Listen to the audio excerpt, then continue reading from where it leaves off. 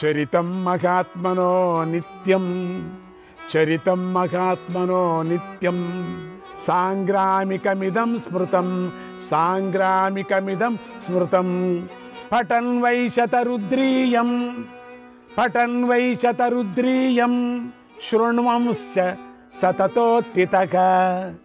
భక్తో విశ్వేశ్వరం దేవం, భక్తో విశ్వేశ్వరం దేవం, మానుషేషు చ యః సదా, మానుషేషు చ యః సదా, వరాన్ కామాన్ సలభతే, వరాన్ కామాన్ సలభతే. ప్రసన్నే త్ర్యంబకే నరః, ప్రసన్నే త్ర్యంబకే నరః. పరమేశ్వరుడు ఈ చరితం యుద్ధరంగంలో విజయాన్ని ప్రసాదిస్తుంది. ఎల్లప్పుడూ ప్రయత్నంతో వినేవాడికి, ఎల్లప్పుడూ శివుని భక్తిభావంతో సేవించేవాడికి శివుడు ప్రసన్నుడవుతాడు. అతడు శివుడి ద్వారా ఉత్తమమైన కోరికలను పొందుతాడు. ఓం పార్థ, వెళ్ళు, యుద్ధం చేయి. నీకు మంత్రిగాను రక్షకుడుగాను శ్రీకృష్ణుడు పక్కనే ఉన్నాడు కదా, నీకు పరాజయమే లేదు అని వ్యాసభగవానుడు అర్జునుడికి చెప్పి ఎలా వచ్చాడో అలాగే వెళ్ళాడు. మహాబలవంతుడు విప్రుడు అయినటువంటి ద్రోణాచార్యుడు 5 రోజులు యుద్ధం చేసి మరణించి బ్రహ్మలోకానికి వెళ్ళాడు. స్వధీతే యత్ఫలం వేదే తదస్మిన్నపి పర్వణి, తదస్మిన్నపి పర్వణి, క్షత్రియాణామభీరూణాం యుక్తమత్ర మహద్యశః, యుక్తమత్ర మహద్యశః. వేదాన్ని చక్కగా అధ్యయనం చేసిన వారికి కలిగే ఫలం ఈ పర్వాన్ని పఠించడం వల్ల కలుగుతుంది. భయం లేని క్షత్రియులకు గొప్ప కీర్తి ఇందులో కూడి ఉంది. యయిదం పఠతే పర్వ, యయిదం పఠతే పర్వ, శృణుయాద్వాపి నిత్యశః, శృణుయాద్వాపి నిత్యశః. సముచ్యతే మహాపాపైః, సముచ్యతే మహాపాపైః, కృతైర్ఘోరైశ్చ కర్మభిః, కృతైర్ఘోరైశ్చ కర్మభిః. ఈ ద్రోణ పర్వాన్ని ప్రతిదినం చదివినా విన్నా చేసిన మహాపాపాల నుండి, ఘోర కర్మల నుంచి ముక్తుడు కావటం జరుగుతుంది.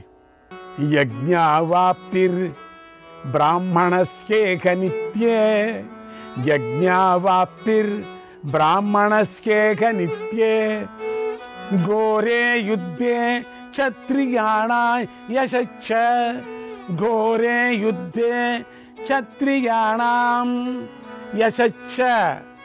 శేషు వరుణౌ కామవిష్టం లభేతే, శేషు వరుణౌ కామమిష్టం లభేతి.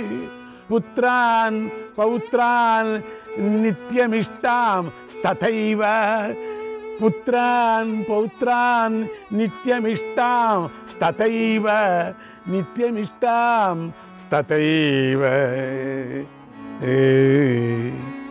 ఈ పర్వాన్ని నిత్యము చదివినా విన్నా విప్రుడికి యజ్ఞం చేసిన ఫలం లభిస్తుంది. క్షత్రియులకు ఘోర యుద్ధంలో ఉత్తమ కీర్తి లభిస్తుంది. మిగిలిన 2 వర్ణాల వారికి పుత్ర పౌత్రులు కలుగుతారు.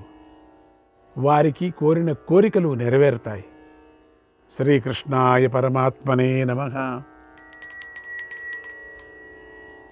ఓం నమః శివాయ. ద్రోణపర్వ ఉపదేశం. ఓం నమః శివాయ. ఓం నమః శివాయ. ఓం నమః శివాయ. ఓం నమః శివాయ. శివాయ గురవే నమః. ఈ పర్వము గురువుకు సంబంధించిన పర్వము. ఇందులో గురువైన ద్రోణుడు కనిపిస్తాడు, జగద్గురువైన శ్రీకృష్ణుడు కనిపిస్తాడు, పరమగురువైన పరమేశ్వరుడు పరశివుడు కనిపిస్తాడు. ఈ ద్రోణ పర్వం మహాభారతంలో 7వ పర్వం, యుద్ధ షట్కం అని పిలువబడేటువంటి భీష్మ ద్రోణ కర్ణ శల్య సౌప్తిక శ్రీ పర్వాలలో ఇది 2వ పర్వం. అంటే ఈ పర్వమంతా శివమయం.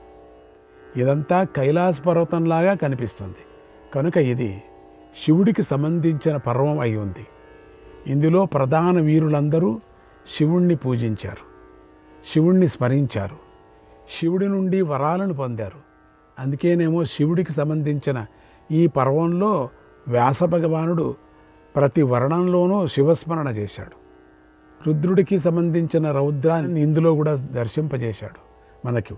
కనుక ఈ పర్వమంతా రౌద్ర రసంతో నిండిపోయింది. రౌద్ర రసం అంటే ఎలా ఉంటుంది అనేవారు ఈ ద్రోణ పర్వాన్ని చదివితే చాలు, వింటే చాలు రౌద్రరసం గురించి తెలుస్తుంది. రౌద్రరసం అనేది ఈ పర్వంలో తట్టుకోలేనంతగా, వినలేనంతగా, చదవలేనంతగా ఉంది. ప్రతి వీరుడు రుద్రుడిలాగానే తన రౌద్రాన్ని ప్రదర్శించాడు. ప్రతి వర్ణన కూడా రౌద్రంగానే ఉంది. మహారథులను వ్యాస మహర్షి రుద్రుడితోనే పోల్చాడు. ఎందుకు వ్యాస భగవానుడు ఇంతగా శివుణ్ణి స్మరించాడు అనే విషయాన్ని ఆయనే ఈ పర్వ చివరిలో చెప్పాడు కదా. మనం కూడా అలాగే ఈ ఉపదేశం చివరిలో ఆ రహస్యాన్ని తెలుసుకుందాం. ఈ పర్వంలో గురువైనటువంటి ద్రోణుడి యొక్క విజృంభణ ఎంత గొప్పగా ఉందో అంతే గొప్పగా జగద్గురువైన శ్రీకృష్ణుడి యొక్క విజృంభణ కూడా అంతే ఉంది.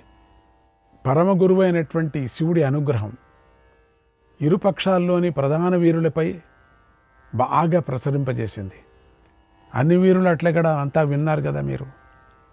ఆ వీరులు కూడా అట్లనే విజృంభించారు కదా.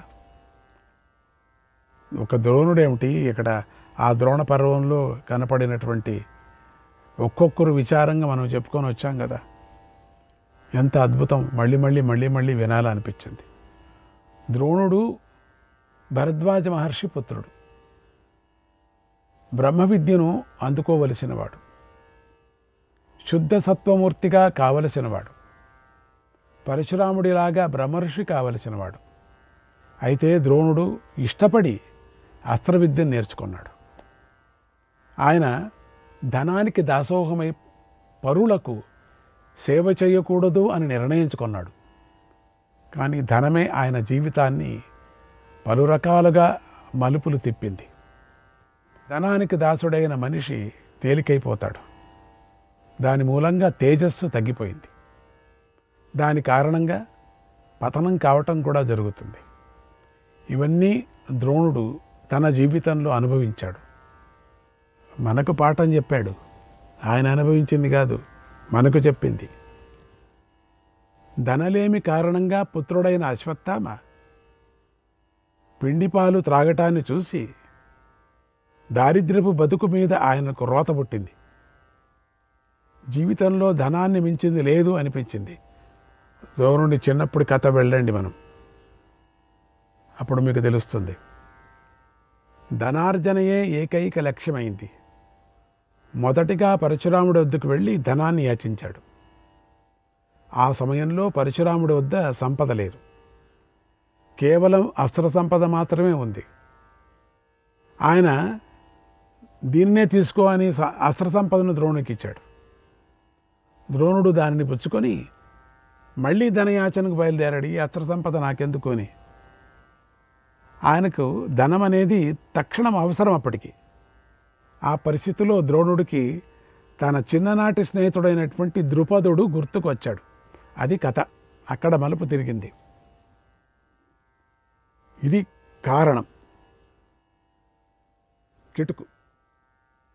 ఆ ద్రుపదుడు చిన్నప్పుడే ద్రోణుడికి మాట ఇచ్చాడు. నిన్ను నేను చూసుకుంటా నాదంతా నీదే అంటూ పెద్ద మాటలు మాట్లాడాడు. చిన్నప్పుడే గట్టిగానే ప్రతిజ్ఞలు కూడా చేశాడు.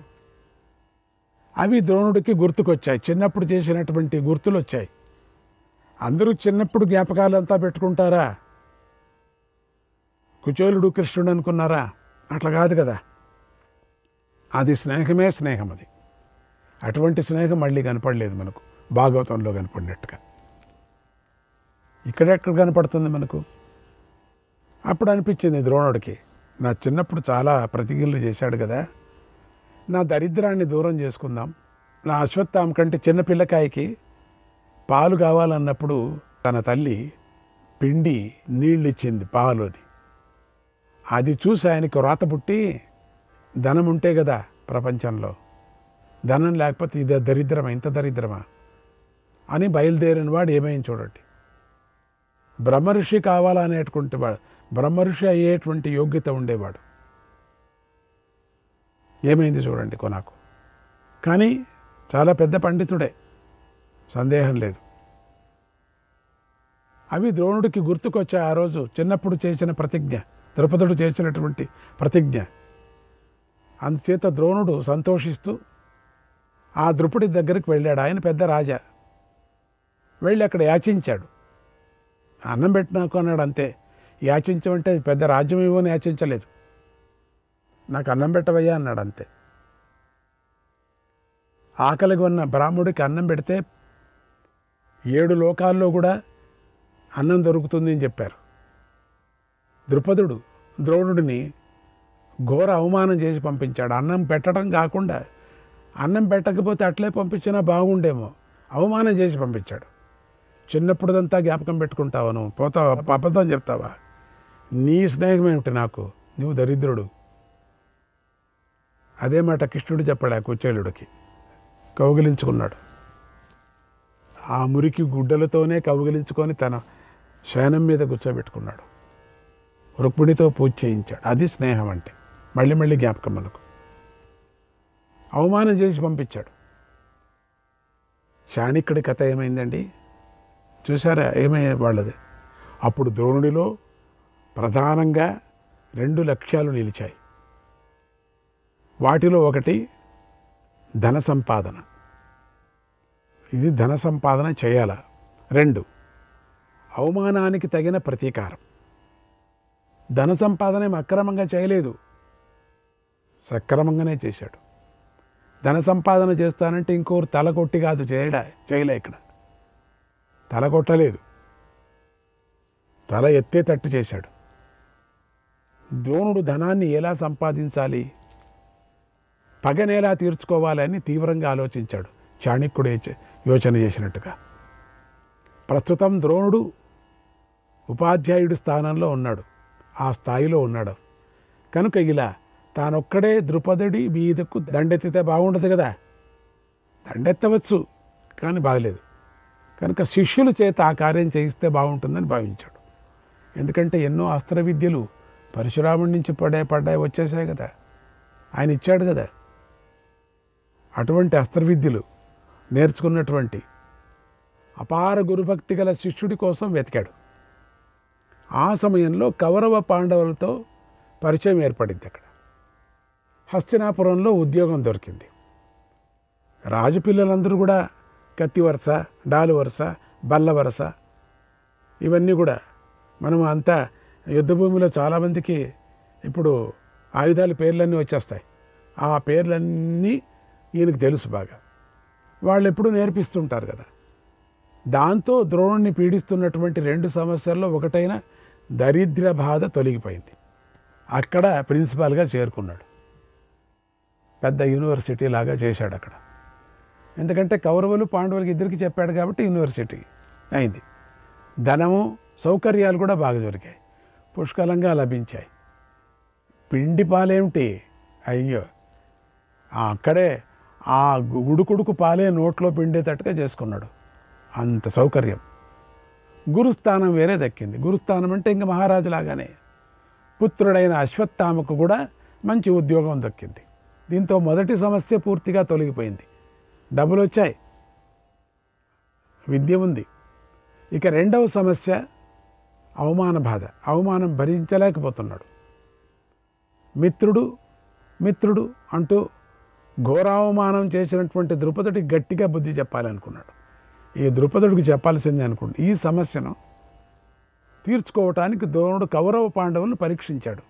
ఎవరు దీంట్లో గట్టిగా ఉన్నారు వాళ్లను ద్రుపదుడి మీదకి పంపిస్తామని. అందులో తేలింది ఏంటంటే అర్జునుడు అన్ని విధాలుగా శ్రేష్ఠుడు అనిపించింది. రెండవది, అర్జునుడిని నమ్మాడు ద్రోణుడు కూడా. అర్జునుడు కూడా ద్రోణుడిపై అపారమైనటువంటి గురుభక్తిని చూపించాడు, అన్నీ నేర్చుకున్నాడు. వాళ్ళిద్దరి యొక్క బంధం, గురు శిష్య బంధం చాలా ఏర్పడింది. బాగా ఇద్దరు కలిసిపోయారు. అందుకని వీళ్ళిద్దరూ బలపడటం ఇద్దరికీ కావాలా. గురువు విద్య తనకు కావాలా, ఆ శిష్యుడి బలం తనకు కావాలా. ఇద్దరిది అట్టకపోయాయి. అందుకని ఇద్దరికీ కారణాలు ఉన్నాయి. అప్పుడు ద్రోణుడు ఒకనాడు ఒక పక్షి బొమ్మ పెట్టి అందరినీ పరీక్షించాడు. అందరూ కూడా ఏదేదో చెప్పారు. ఏం కనపడుతుంది చూడండి అంటే, నీకు ఆ పక్షి కనపడుతుంది, తర్వాత మాను కనపడుతుంది, తర్వాత ఆకులు కనపడుతుంది. ఒక్కొక్కరు ఒక్కొక్క చెప్పారు. దుర్యోధనుడు చెప్పాడు, ఒక పక్షి అంటే గురువుగారు, నాకు చెట్టంతా మీరు కనపడుతున్నారు, నాకు చెట్టంతా కనపడుతుంది అని అర్థమైపోయింది. అందరినీ ఒక్కొక్కరుగా పరీక్ష చెప్పి పెట్టి తీశాడు. అర్జునుడు తప్ప అందరూ ఆ పరీక్షలో ఓడిపోయారు, ఆయన మాత్రం గెలిచాడు. చెప్పాడు అర్జునుడు ఒకడే, నాకు స్వామి ఆ పక్షి తల మాత్రం కనపడుతుంది, మిగతాది ఏదైనా కనపడటం లేదని. అప్పుడు అర్జునుడు ఒక్కడే గురువు మనస్సును తెలుసుకొని పక్షి తలను ఖండించాడు. ఆ తల మాత్రం కనపడింది. అందుకని అందరికన్నా సర్వశ్రేష్ఠుడై అనిపించుకున్నాడు. అస్త్ర విద్యలోని రహస్యాలు అన్నిటిలో గురువు నుండి కూడా తెలుసుకున్నాడు, అన్నీ ఇచ్చేశాడు. ఆనాటి నుండి ద్రోణుడికి అర్జునుడిపై ప్రేమ కూడా పెరిగింది. రహస్యంగా విద్యలను కూడా అందించేశాడు. కనుకనే ద్రోణుడు వంటవాడితో అర్జునుడికి చీకటిలో అన్నం పెట్టకు అని ఆజ్ఞాపించాడు. చీకట్లో పెట్ట. వంటవాడు ఆ మాటను పాటిస్తున్నాడు. ఒక రోజున అర్జునుడు అన్నం తింటున్నటువంటి సమయంలో హఠాత్తుగా దీపం మారిపోయింది. దాంతో అర్జునుడి చేయి చీకట్లో ఉన్నటువంటి అన్నాన్ని ముట్టుకొని నోటికి అందిస్తుంది. ఇది అభ్యాసం వల్లే జరిగింది చూడండి. కనుక చీకటిలో కూడా బాణాలను ప్రయోగించి లక్ష్యాన్ని ఛేదించవచ్చు కదా అనే ఆలోచన అర్జునుడికి కలిగింది. ఏ పదార్థం ఎక్కడైనా అన్నము ఎక్కడ ఏ పదార్థం ఉందని దాన్నే తీసుకొని అన్నంలో కలుపుకొని తినేవాడు అని ఇంకొక ఉపమాన్ని కూడా చెప్పచ్చు ఉదాహరణంగా. అంటే ఆ లక్ష్యం కుదిరింది అని అర్థమవుతుంది అక్కడికి. రెండవది ఇంకోటి కూడా చెప్పాడు, మనకు ఇక్కడ ప్రస్తాపన చేయలేదు. వంటవాడికి మాత్రమే చెప్పాడు, అర్జునుడికి మాత్రం ఉప్పు పెట్టద్దు అన్నాడు, ఉప్పు వేయొద్దు అన్నాడు. చాలా రోజులు ఉప్పు తెలియదు, అట్లే తిన్నాడు అంతా. అంటే అభ్యాసం మీదనే ఉంది. ఒకరోజు అభ్యాసం అంతా పూర్తి అయిపోయిన తర్వాత వంటవాడి మీదే కోపం వచ్చింది అర్జునుడికి. ఏంటి ఉప్పు లేకోకుండా పెడుతున్నావు అన్నం అన్నాడు. పక్కలేనో ఉన్నాడు గురువుగారు, లేనైనా నీకు అంతా అభ్యాసం అయిపోయింది అని. ఉప్పు మీద ధ్యాస వచ్చేసింది. ఏ ధ్యాసను పెట్టుకోకుండా విద్యాభ్యాసం మీదనే ఉండేవాళ్ళకి ఇదొక పాఠం. వెంటనే అభ్యాసం చేసేశాడు, సవ్యసాచి అయ్యాడు. ఆ సవ్యసాచి అని పేరు పిలిపించుకున్నాడు. తన సూచనను అందుకొని అర్జునుడు నేర్పరి కావటం చూసి ద్రోణుడు చాలా సంతోషించాడు. అదే కావాల్సింది. అయితే అందరికన్నా విద్యలో ముందుగా ఉన్నటువంటి అర్జునుడిని చూసి అందరికీ మామూలు కౌరవులు అందరికీ కడుపులో మంట, ఈర్ష్య వచ్చేసింది, ఎక్కువైపోయింది.